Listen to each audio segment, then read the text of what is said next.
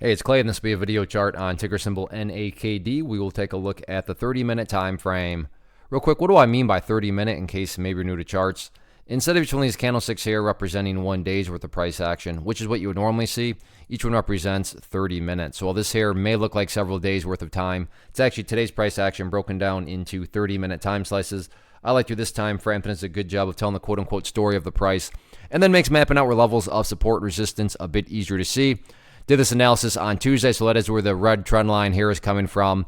And I guess we'll come back to that. But the first thing I want to do here is just get the level of support updated now. And it's become very apparent that the newest area of support is down here at 3.5 cents. Once again, and this is kind of a little case of deja vu if you watched the video from October 8th on Tuesday, but talked about a bunch of hammer candles forming, and that once again was the case today. All sorts of hammer candles, and all those hammers and the bottoms basically were down there at the 3.5 cent mark.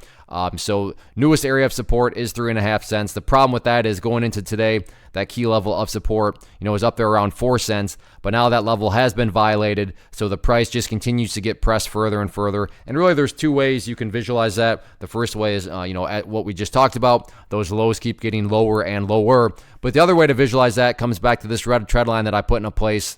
Let me zoom back in here on Tuesday, and I actually want to extend this out so we can, out of curiosity, track this going into the future.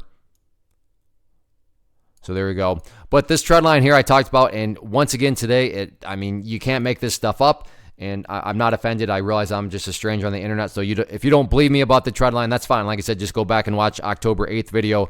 I'm not offended at all. But I talked about that level of resistance, and you can see right here, that line was essentially what just slowly pushed the price further and further downwards. Yeah, the price several times tried to get up above it, but there was never any sort of separation at all. And anytime there was even just a little bit of separation, the price quickly got pushed right back down below it.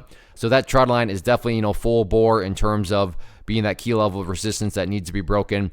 In the event the price can actually break up above that level, you would immediately want to turn your attention to the purple line there, the 50-period moving average. However, I don't want to get too far ahead of ourselves because right now the price just needs to at first just display that it's got enough strength to break that trend line, and then it makes a little bit more sense to turn a bigger amount of focus to that 50-period moving average. But all in all, kind of the moral of the story is the bears remain in full control.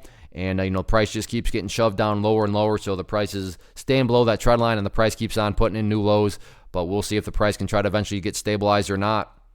One of the biggest questions that I get is, hey Clay, how do you find the stocks that you trade? So what I've done is put together a free resource guide where I talk about the tools that I use to locate stocks that I find interesting and think may have potential. So if that sounds like something that could add value to you as a trader, then click on the image that is up on the screen right now and I will email you the guide. The guide itself is very short and to the point, and best part, it's completely free. Thanks for watching the video. Let me know if you have any questions.